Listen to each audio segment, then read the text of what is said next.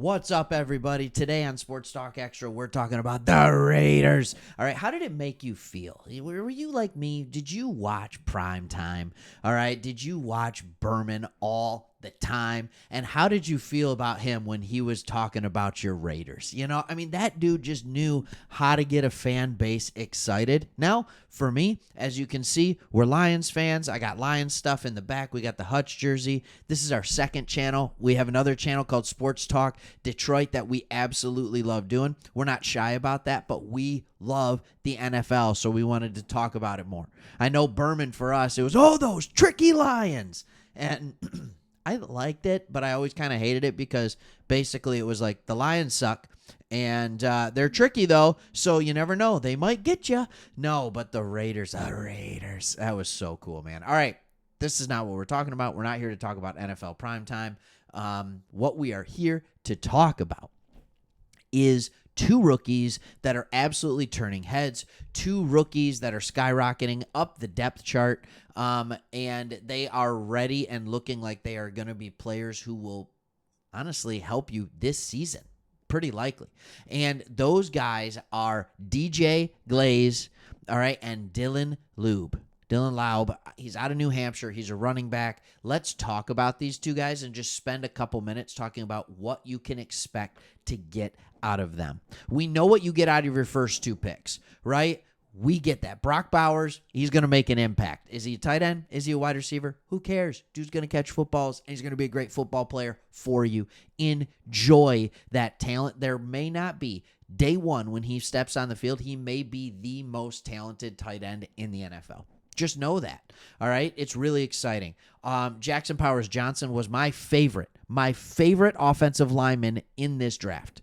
Number one, interior, all right? I thought Joe Alt was a can't-miss tackle, so naturally Jackson Powers-Johnson has to be rated number 2, but he's got a starting spot all but waiting for him. But there's another offensive lineman at rookie that has made some noise at camp, and that is third-round pick DJ Glaze. All right, and he did well enough against Max Crosby in practice this week that it actually tweaked the pass rusher a little bit. Now, it doesn't take too much to tweak Max Crosby to get him a little upset, all right, but he absolutely did. He stepped in for a banged-up Munford, all right, and he was not embarrassed by Crosby. Now, if you were a rookie, third-round tackle, and you don't get embarrassed by Crosby, is that a win? I think it is. I absolutely think it is. As a Lions fan, I remember Penei Sewell, first-round pick. All right? Taylor Decker gets hurt. Penei Sewell had been practicing on the right side, gets moved over to the left before the first game of the season against the San Francisco 49ers, and he's got to go against Bosa. And he didn't get embarrassed. And that is when you knew, when he didn't get embarrassed going against Bosa, that this dude is going to be legit. All right? And he now is arguably the best tackle in football. Just 3 years later. Now, I'm not saying Glaze is going to be the best tackle in football. What I'm saying is that you have found yourself a starter. I think you have found yourself a starting caliber tackle in the third round. That's not easy to do. All right, tackles are not easy to come by. He's got the size at 6'4", 315 pounds. And Pierce actually went up and said, yeah, he played well against Crosby, but that's not when I first saw him. Here's what he said. He said he showed up Tuesday in a big way. He didn't blink. He didn't flinch. That first rep against Max is always going to be tough. But as the practice went on, you saw a guy growing. But forget Tuesday. Since he's gotten here, he's been steady Eddie. He's been consistent in everything he's done. He's learning from the veterans and doesn't say a lot. He puts his best foot forward every day. You have to be excited about where he is going and his approach. That's what's up. That's what you want to hear. All right? Crosby and him were doing some chirping back and forth, and by back and forth, I mean Crosby was chirping at him. And let me just tell you this. Does it sound like, for Crosby, for all of his intensity, all of his insanity, whatever you want to call it, is there a better teammate to have. The dude is constantly being talked about by how he's helping his teammates, the information that he's giving with them, whether it's practice, whether it's games. Like, the dude is just all go all the time. All right? He said sometimes after a rack of play, this is Glaze talking. He said, Max will come find me and say, hey, this is what I saw. If you stayed square this much longer, I probably would have had nowhere to go. He said, reps are important, but having one of the greats tell you what you can do better is ultimately what's going to help you improve your craft. It isn't any better than that. And this tackle situation isn't terrible for the Raiders, but there's room for a better caliber starter to take place. And so at least what you can have this year is knowing if there is an injury, that there's a third-round rookie that may actually be ready even sooner than expected. All right, so let's talk about the other guy. Because that's the one that is actually surprising me. I recently had the opportunity to draft. I was doing a fantasy football draft, right? And took your starting running back, all right? Took him first, all right, Zamir.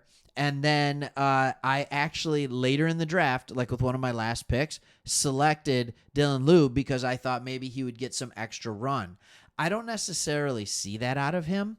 I don't see him being this like starting running back caliber, 200 carries type stuff. But here's what I do see a little bit in him is Austin Eckler. I see some Eckler in him. And you can ask me, all right, so why do you see that? This guy was very prolific at New Hampshire. Does that matter? No. No, it doesn't. All right? It doesn't. He's listed at 5'9", 206. All right? When he actually weighed in at the combine, he was 5'9" and 5'9", so almost 5'10", and he was 206. All right, what amazed me about him was his athletic profile. Look at this thing. It's a 9.2. He ranked 142, the 142nd most athletic running back. I talk about RAS on this channel all the time. I don't think it's the end-all be-all. It just tells me if you have a guy coming out of New Hampshire, does he have the athletic ability to compete at an NFL level? And the answer here is yes. And where he's elite is his agility. So what does agility mean? Can he make a guy miss in the hole? Can he run good routes? All right, the 3-cone. What kind of a route runner is he going to be? Can he be that safety blanket on third down? Amir Abdullah, I know him well. All right, he played for the Lions, and he's played for the Raiders. And you want to talk about a guy who is, he was drafted in the second round. Should have never been, right? But talk about a guy who has made a lack of athletic ability and size into a long NFL career. Good for him. Who better to learn behind than Amir Abdullah?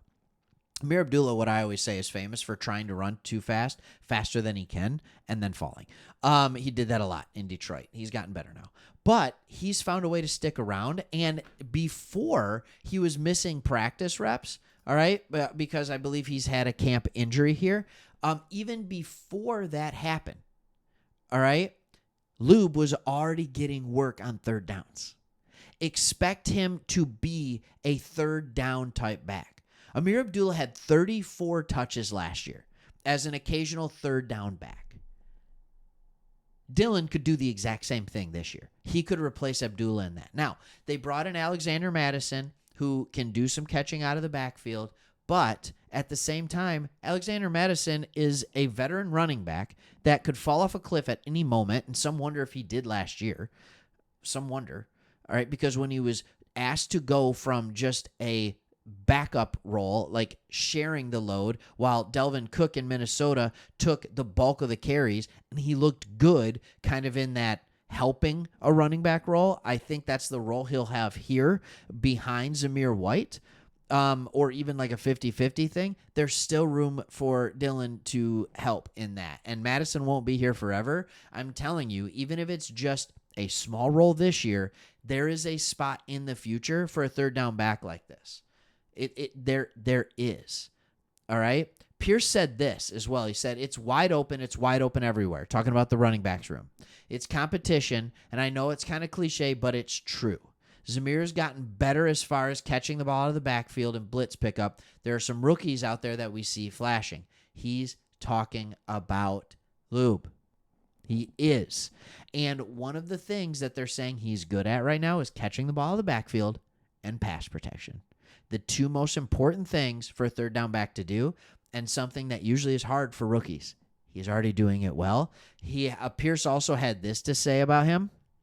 He said, "This is what I love, and this is what I'll end this video with." He said, "And the thing about it is that it's not flashy.